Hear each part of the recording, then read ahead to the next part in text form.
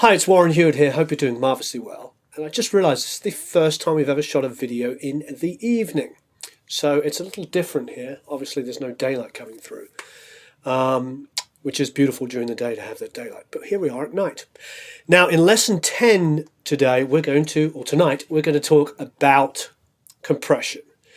That's a big discussion. And we could probably do several videos on different ways to use compressors and why you use them and where you use them and all the different things they can do.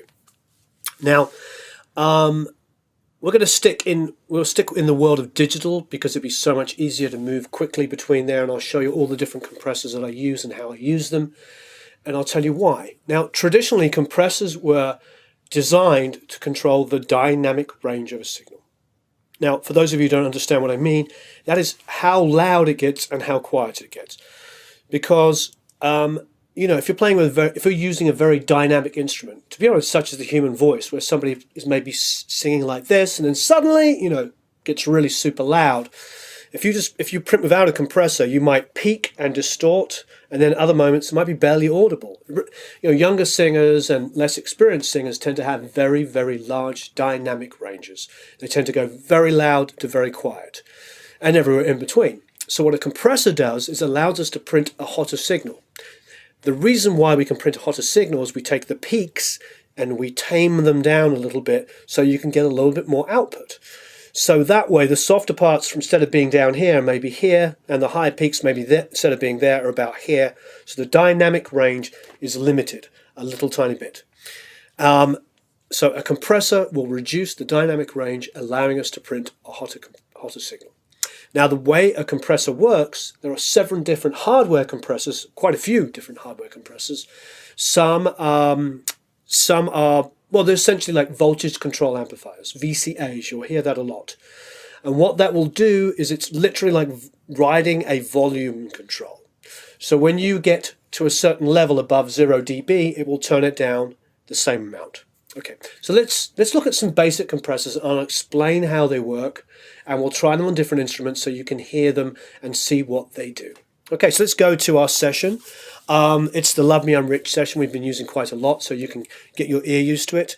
And let's look at some different instruments. Okay, so let's look at a vocal. Let's take a little section here. Let me find something. Okay, I'm going to go to this chorus here, only because you can see there's quite a big dynamic range. You've got some peaks here, you've got some quieter parts here. I'm going to turn off the compressor that's on there at the moment. Actually just going to send this directly to the channel.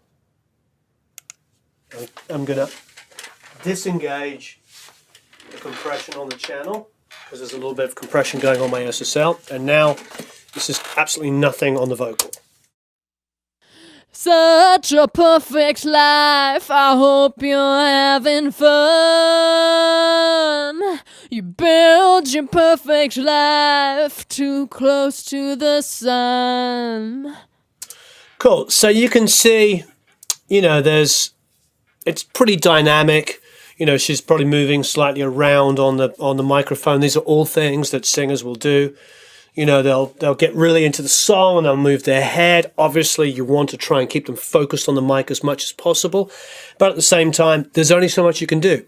And, you also want the passion. And sometimes if they're performing and they're moving their head a little bit and going a little off axis, it might not be the most perfect thing sonically, but it might be the best thing for the performance. And the performance is the most important thing. Okay, so let's have a look at some different compressors. If I go to my dynamics section here, I've got a lot of different compressors to try.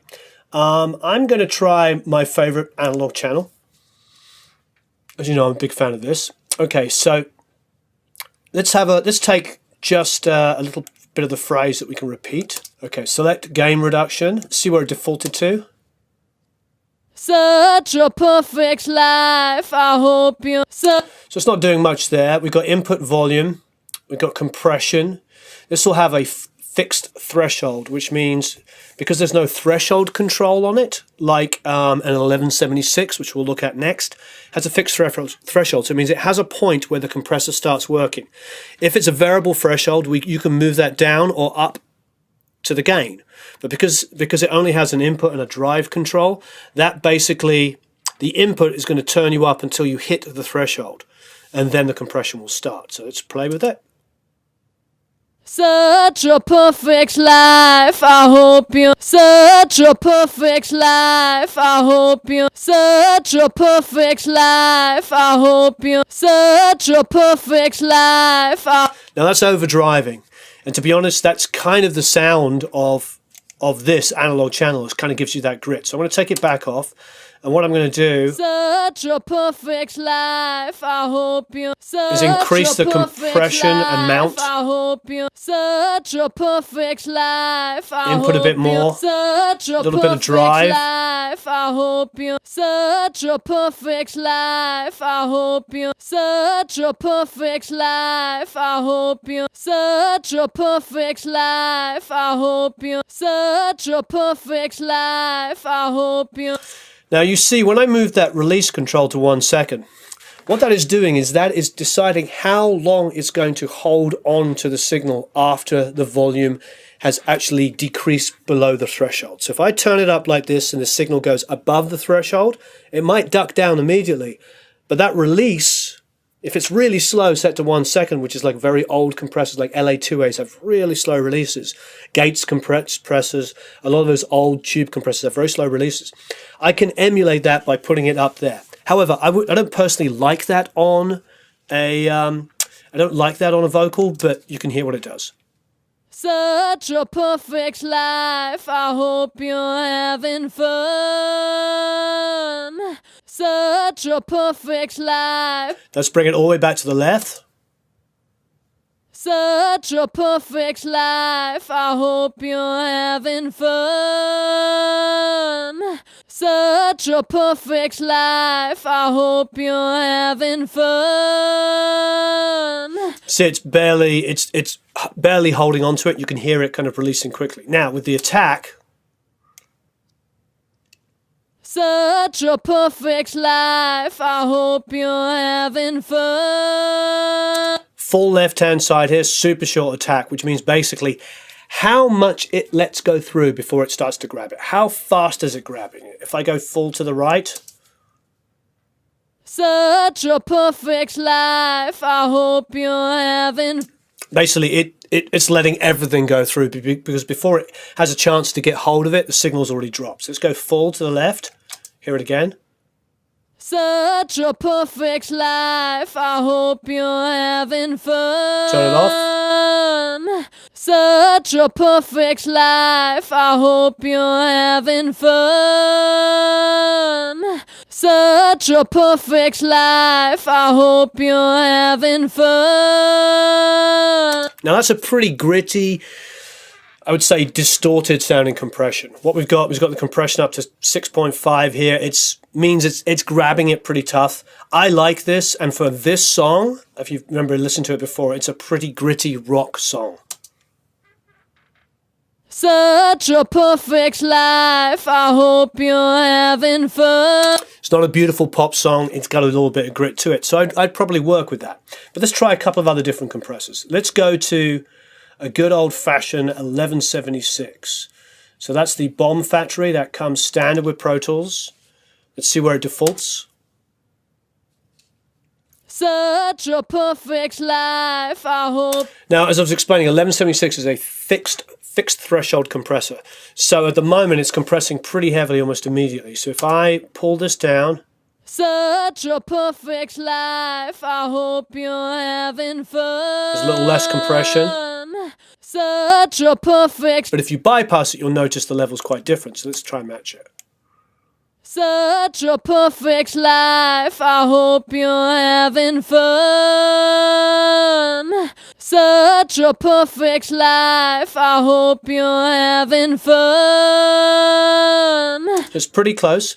Now, the way the release is set up, this 1 to 7 is really confusing. So if I went to 1 like this, such a perfect life, I hope. You'd think that would be the shortest release time. It's not. It's back to front on 1176. It will always confuse you. It's just a numeric system they have in there. It doesn't mean 1 second to 7 seconds. It doesn't mean 0.1. It actually means the reverse. So if I go to the full right, Such a perfect life. You see it's releasing it quicker. Such a perfect life. I hope you're having fun. That's adjust or attack. Such a perfect life. I hope you're having fun. Again, fastest to the right, slowest to the left. It's back to front, I know. Now, the ratios here are 4 to 20 to 1. Now, a 4 to 1 means this. It will have to go 4 dB over 0 before it lets 1 dB through. So that means, here's our fixed threshold. If the signal gets, to be that 4 dB over, it will let 1 dB through. If I go to 8 to 1, once it goes 8 dB over 0, it will let 1 dB through. If I go to 12 to 1, it has to go 12 dB over just to let 1 through. And of course, if I go to 20, which is close to limiting, it has to be 20 dB above 0 just to let 1 through. So 20 is kind of our limit. It's our limiter, and 4 is like kind of a softer compression. Now, I personally use the meter on gain reduction at all times. That's where it defaults to. I like that. I like seeing and hearing what it's doing. Such a perfect life. I hope you're having fun. Now, you know, it's still gritty. It's not as gritty as the analog channel, but then again, the analog channel is simulating analog distortion, and I love that, and tape, etc. Where this one isn't. I like it. The song is, you know, you can hear it. Such a perfect life. I hope you're having. You know, it's a rock song. We've used this before in other lessons. Okay, so let's go to another compressor. Let's go to the analog channel compressor bank. Another one of the Mac DSP ones. This one's very easy to figure out because this is a variable threshold, not a fixed, if you see. Such a perfect life. See this little triangle here? If I move the threshold, it gets more aggressive and less aggressive. So if we do this. Such a perfect life. I hope you're having fun. Pull it down. Such a perfect life. So basically you can see where the threshold is set. So every time it goes over, it will reduce the signal, and you'll see it in the orange over here to the right. Such a perfect life. I hope you're having fun. Such a perfect life. I hope you're having fun. Okay, there's an auto function on here where it will do the automatic attack and release for you. But let's put the release to the fastest point. Such a perfect life. I hope you're having fun. Such a perfect life. I hope you're having fun. Just the attack. Such a perfect life. I hope you're having fun. Such a perfect life. I hope you're having fun. Such a perfect wow, what a difference life. between there and there. I hope you're having fun. Such a perfect life. And we'll even it I out. hope you're having fun. What I like about that, and that last word, fun, it doesn't seem to have the attack at the front, and the whole end is, this is a good compressor. I like these. Has a lot of Such level a perfect life. in the end of the I phrase. hope you're having fun.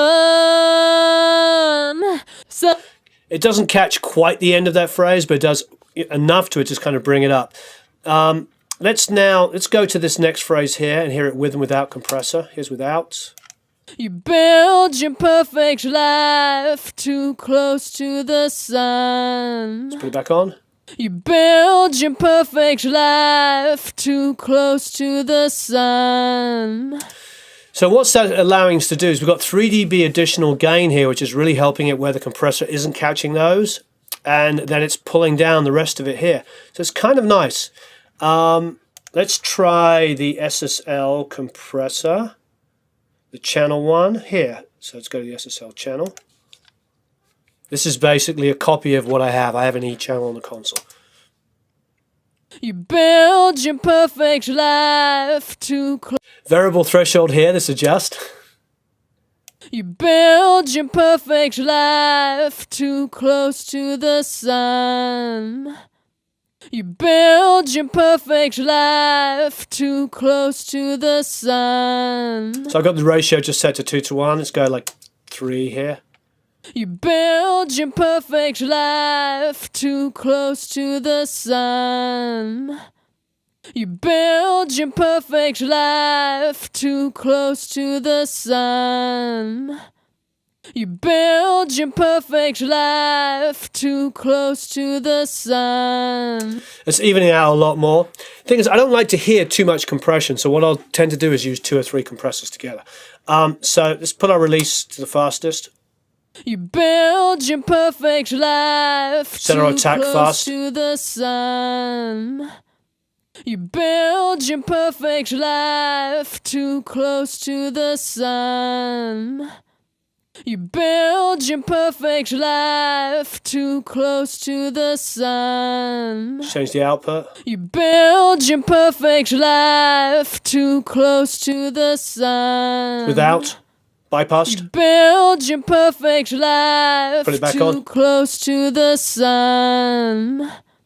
You build your perfect life too close to the sun. So that's evening it out quite considerably, and I like the sound of it. And this is kind of useful because it's got a lot of EQ, etc. I can do to it. You know, I can boost top end here on a channel and really have some You fun. build your perfect life too close. It's quite aggressive, but you know, we could run a de-esser and stuff on it. So what I might do is run this compressor, say for instance, and then, I don't know, let's go and put like, if I was recording, for instance, I would probably go and put an 1176 across it. So let's simulate that. Let's go back to the Bomb Factory. Let's set this to 20:1. Set the release super fast. You build your perfect life too close to the sun. You build your perfect life too close to the sun. You build your perfect life too close to the sun. You build your perfect life too close to the sun. You build your perfect life too close to the sun. You build your perfect life too close to the sun. So you can hear like a combination of compressors there. Now if I send this back through my bus, you'll hear all kinds of fun stuff that I've done. Okay, so solo the vocal. I've got an EQ lift here. So what I've got here is I've got a de-esser. You build your perfect life too close to the sun. An EQ doing a roll off. I've got a little boost on the Mac DSP here. Got a compressor here. You build your perfect life too close to the sun. An Arvox. You build your perfect life too close. I do like the Arvox. It's really dumb. You can just use it just to grab. You build your perfect life. It's got a fast enough release time that it fits in the track. So let's put everything back in. All the effects, etc. And see how it fits into the track.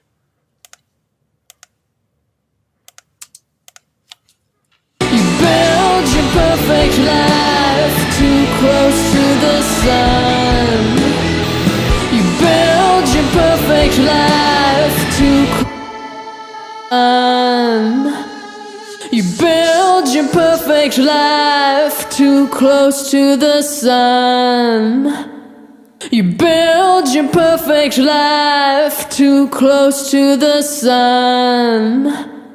You build your perfect life too close to the sun. You build your perfect life too close to the sun.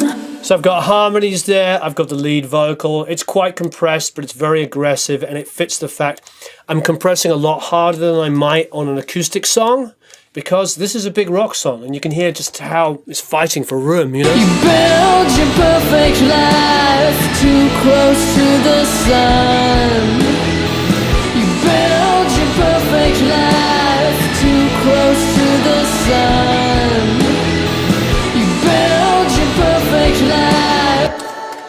So compression there's our friend. I'm using several compressors in different amounts. I probably would just use the Arvox on my main vocal here. Build your perfect life too close to the sun. Build your perfect life too close to the sun. I find the Arvox is pretty forgiving and a great all-round fattening tool as well. It really fattens up the vocal. If we listen to just the Arvox on its own, you'll hear what it does. Just put it out the channel here. You build your perfect life too close to the sun. Back on. You build your perfect life too close to the sun. It's subtle, but I love it. And you can get a little bit more aggressive on it if necessary. Let's really go crazy. You build your perfect life too close to the sun. You build your perfect life too close to the sun. I mean, you can hear the compressor working, but that's a good sounding, quick, easy fix of a compressor. I really do find them quite useful. I've worked with a lot of mixers that use that. Okay, so let's try working these compressors on a different source. Now, what might be fun would be to take a bit of the drums. Let's take the overheads, believe it or not. And I'm going to take a verse beat, and I'm going to select a Bomb Factory compressor. Here it is, the 1176 simulation.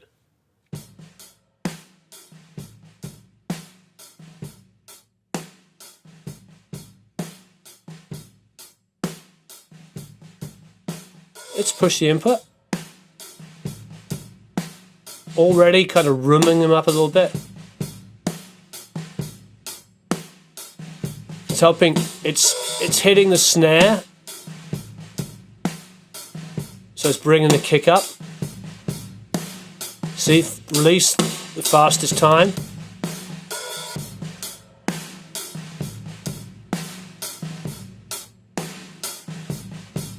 Slow attack, allowing a lot of the transients to go through.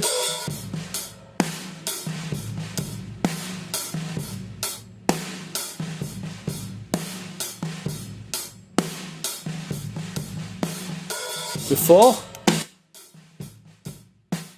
kind of boring. Snare sounds good, but now I've got like a really cool trashy room tone. What I would probably do from this is go and crush it a little harder. How about we just take an L1, the most basic limiter there is. So the snare is still hitting at about 0.6, so let's bring it down.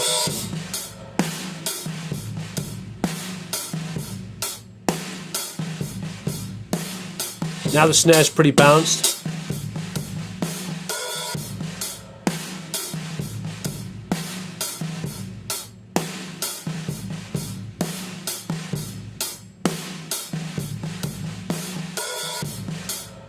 And we just made some really cool room makes out of an overhead, and that could be a great drum sound just for that.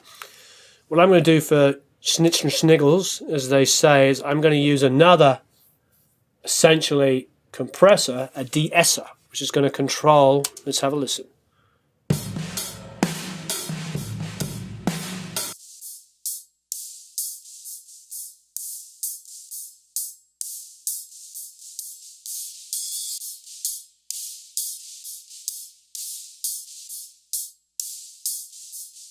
So what I'm doing is I'm hitting the sidechain, so it's just allowing me to listen to the frequency.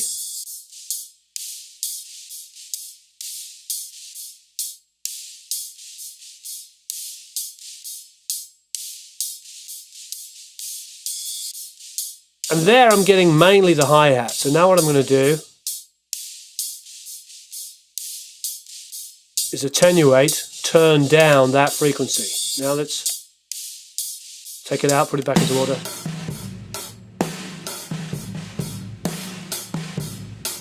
Listen to the hat.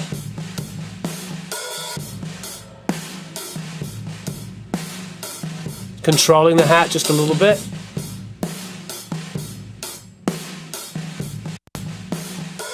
Now what I think I'm going to do is I'm actually going to add a little tiny bit of EQ over the top of that for the heck of it. Let's do a nice filter bank, a good sounding EQ like that.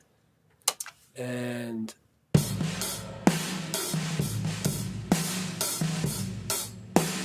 you've seen me do this in the EQ one.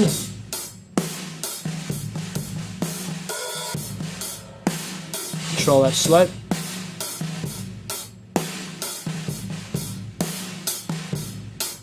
Hi-hat, dominant.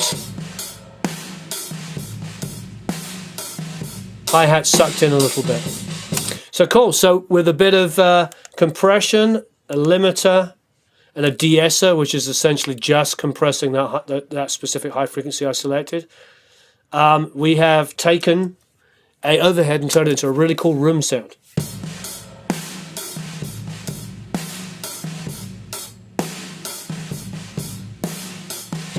If we want to have some real fun, we could select, I don't know, 50, 60, around about here, boost it like crazy, and bring that kick to life.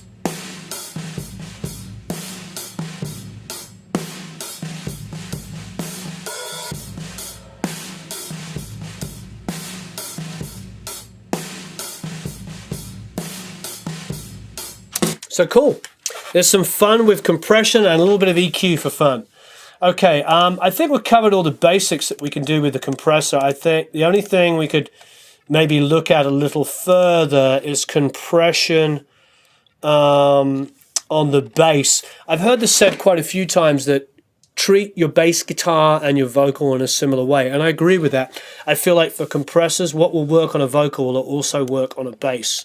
That means getting it so that it doesn't have that, you have to get the attack controlled so it's not just letting the attack note go through, because that's horrible on the bass to just have that pang, pang. You want a nice round evenness. So you could take some of your compression settings from the vocal and apply them to a bass and treat them in that kind of way. Otherwise, the thing about compressors is you can really shape sounds, and you can also treat them like EQs. Each compressor has a slightly different sound and a slightly different frequency response. 1176s traditionally had some more grit to them, so they're always good on guitars, and I like them near the end of a vocal train when I'm recording. There's a great grit to them. Great on snare drums, great on guitars, and personally I think they're great on vocals. DBX 160 VUs, which I hear there's one been released now, a plug-in version of it. It's traditionally very fat and warm sounding, and I like them on your initial piece of compression if you're using multiple compressors. Otherwise, I think we're good. We're covering the most of the bases. As ever, please leave me some questions below. We're also going to do a hardware compressor one. We'll do that on the next lesson, and we'll also compare some hardware to some software compressors, and we'll let you see what the differences are and what you can really do. As ever, please subscribe. Go to producelikeapro.com and sign up for the email list, and you'll be able to see, get all the different files that we have for download, go to our Vimeo account, and also enter all the lovely competitions we do. So thank you ever so much for watching.